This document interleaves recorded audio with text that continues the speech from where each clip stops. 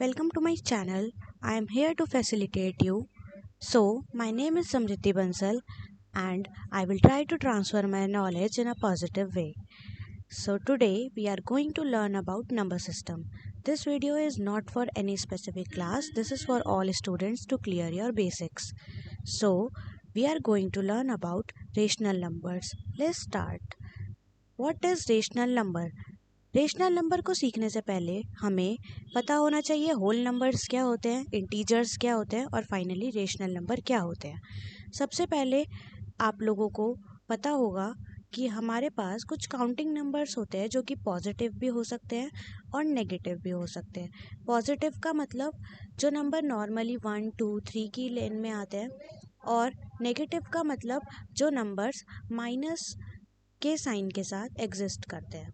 अब counting numbers ही हमारे natural numbers होते हैं। बेसिकली जो नंबर्स हम बोलते हैं काउंट करते हैं जैसे 1, 2, 3, 4, 5 मतलब कितने भी नंबर इन्फिनिटी तक, वो सभी नंबर नेचुरल नंबर्स होते हैं। नेचुरल नंबर्स को हम लोग n के साथ भी डिनोट करते हैं। कैपिटल N के साथ नेचुरल नंबर्स को डिनोट करा जाता है और ब्रैकेट में 1, 2, 3, 4, 5, 6 जो भी आपको लिखना है डॉट डॉट के साथ हम उसको प्रेजेंट कर सकते हैं। ये तो होते हैं हमारे नेचुरल नंबर जो कि आपको पक्का क्लियर हो गए होंगे। उसके बाद हमारे आते हैं होल नंबर्स। होल नंबर्स क्या होते हैं? इसी नंबर सिस्टम में इन्हीं नेचुरल नंबर्स में जब हम ज़ीरो को भी ऐड कर देते हैं तब वो होल नंबर बन जाते हैं। होल नंबर को W से डिनोट किया जाता है, कैपिटल W से। ब्रैकेट में ज़ीरो के साथ काउंटिंग नंबर्स को लिखकर इसको प्रेजेंट हम कर सकते हैं, जैसा कि आप लोग एग्जांपल के लिए देख भी सकते हैं। उसके बाद जब हमें नेचुरल नंबर्स पता चल गया, होल नंबर्स पता चल गया, उसके बाद हमारे पास कुछ इंटीजर्स आते हैं। इंटीजर्स को हम कैसे समझ सकते हैं? तो नंबर सिस्टम जिसमें पॉजिटिव और नेगेटिव दोनों नंबर हो, उसी सेट को हम इंटीजर्स बोलते हैं। इंटीजर्स को हम नंबर लाइन पर शो कर सकते हैं। नंबर लाइन एक ऐसी लाइन होती है जिस पर एक ज़ीरो होता है जो कि नाइदर पॉजिटिव नॉर नेगेटिव, यानी कि वो पॉजिटिव भी नहीं होता, वो नेगेटिव भी नहीं होता, वो एक न्यूट्रल वैल्यू होती है। यहाँ नंबर लाइन के लेफ्ट साइड में सारे नेगेटिव वाले नंबर होते हैं और नंबर लाइन के राइट साइड में सारे पॉजिटिव वाले नंबर होते हैं। जो इंटीजर्स होता है उसको हम कैपिटल I और Z दोनों में से किसी के साथ भी डिनोट कर सकते हैं। आप लोग कंफ्यूज ना होए, अगर कहीं पर आपको I दिख रहा है और आपको Z दिख रहा है, दोनों का मतलब ही सेम है, दोनों ही इंटीजर्स को डिनोट करे जाते हैं। इंटीजर्स को भी आप ऐसे ही प्रेजेंट कर सकते हैं, I और Z के साथ डिनोट कर हम लोग ब्रैकेट के साथ उसको माइनस और ज़ीरो और पॉजिटिव नंबर के साथ हम उसको डिनोट कर सकते हैं। Here the positive integers are 1, 2, 3 and so on. The negative integers are -1, -2, -3 and minus के जितने भी नंबर होते हैं। और ज़ीरो ना तो नेगेटिव होता है ना ही पॉजिटिव होता है, जो मैं आपको पहले भी बता चुकी। साथ ही साथ एक और बात हम ध्यान रखेंगे कि हमेशा बच्चे इस चीज़ में बहुत कंफ्यूज होते हैं। For example if I ask -3 और -2 इन दोनों में से क्या बड़ा है, बच्चे हमेशा इधर ही बताते हैं, जो कि गलत है क्योंकि वो नंबर माइनस में है। माइनस में जो नंबर जितना छोटा होता है वो उतना ही बड़ा होता है। यानी कि अगर मैं आपसे पूछूं कि -2 और -1 में से कौन सा नंबर बड़ा है, तो आप हमेशा -1 ही बताएंगे। -1 और ज़ीरो में से कौन सा नंबर बड़ा है, तो ज़ीरो ही बताएंगे, क्योंकि नेगेटिव के नंबर जितने छोटे होते हैं वो उतने ही बड़े होते हैं। आप लोग इस बात का ध्यान रखेंगे।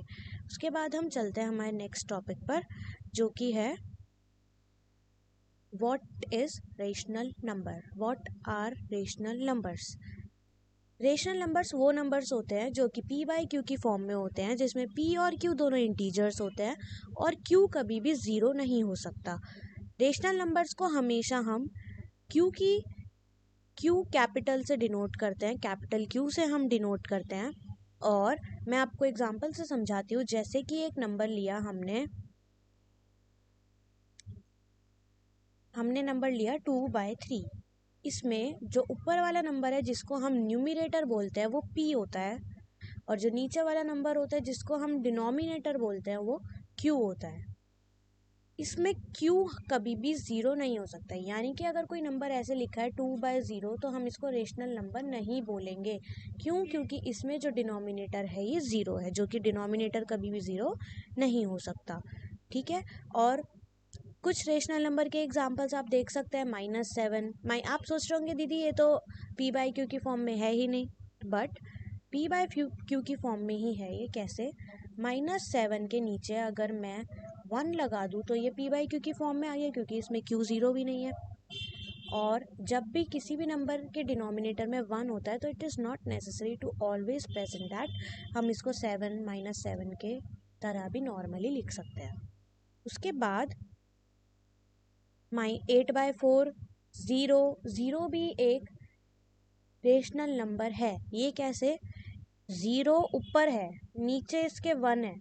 हमें डिनोमिनेटर में ज़ीरो नहीं चाहिए होता है, न्यूमरेटर में हो तो कोई प्रॉब्लम नहीं है, इसलिए ये भी एक रेशनल नंबर होता है। 73% को हम कैसे लिख सकते हैं? 73% का मतलब होता है डिवाइड में 100, तो ये भी बन गया एक p/q की फॉर्म में। 3.84, इसको भी हम लिख सकते हैं कैसे? 3.84 को पॉइंट को अगर हम हटा दें, उसके बाद 2 डिजिट है, 2 डिजिट जीरो लगा देंगे तो 100 बन गया, तो ये भी एक रेशनल नंबर बन गया। √25, और ये नंबर भी हमारा रेशनल नंबर ही होता है। लेकिन जो नंबर ऐसे होते हैं जिनके डिनोमिनेटर में ज़ीरो होता है वो कभी भी रेशनल नंबर नहीं कहलाए जाते।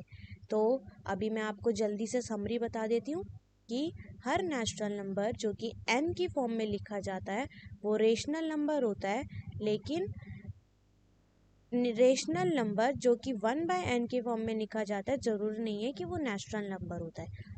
बेसिकली ऑल या फिर एवरी नेचुरल नंबर जो कि n/1 की फॉर्म में लिखा गया है, जैसे 7 एक नेचुरल नंबर है, इसके नीचे 1 लगा देंगे तो ये रेशनल नंबर बन गया। ठीक है। उसके बाद लेकिन ये बोल रहा है कि अगर कोई रेशनल नंबर 1/n की फॉर्म में है तो वो ज़रूरी नहीं है कि वो नेचुरल नंबर है, यानी कि अगर मैं इसको ही रेसिप्रोकेट कर दूँ 1/7 में लिखूँ तो ये ज़रूरी नहीं है कि 1/7 भी एक नेचुरल नंबर है। 0 is a rational number. Zero को हम 0/q की फॉर्म में भी शो कर सकते हैं, जहाँ पे q कभी भी ज़ीरो नहीं हो सकता। हर फ्रैक्शन रेशनल नंबर होती है, लेकिन हर रेशनल नंबर ज़रूरी नहीं है कि वो फ्रैक्शन ही हो।